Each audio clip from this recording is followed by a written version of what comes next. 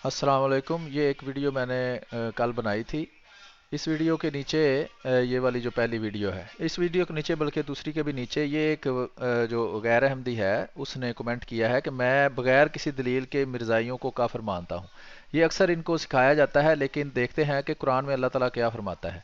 ये देखें, सूरत 27 नंबर सूरत है, नंबर उसकी 64 नंबर आयत है। इसमें अल्लाह ताला फरमाता है कि जो भी कोई बात कहता है उसको कहो कि अपनी दलील लाओ।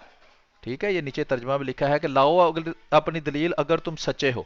ये दूसरा हवाला है, सूरत बकरा दूसरी सूरत है, उसमें भी अल्लाह ताला फरमाता है, इसकी आयत नंबर 111 है कि अपनी दलील लाओ अगर तुम सच्चे हो। जो भी कोई बात करता है, कोई दावा करता है, तो उसके लिए दलील देना ज़रूरी होता है। इसलिए मेरी उन गैर अहमदियों से दरख्वास्त है कि मौलवियों की बात मानने की बजाय अल्लाह की बात माने, कुरान की बात माने और दलील लाएं अगर आप सच्चे हैं। बहुत शुक्रिया जी।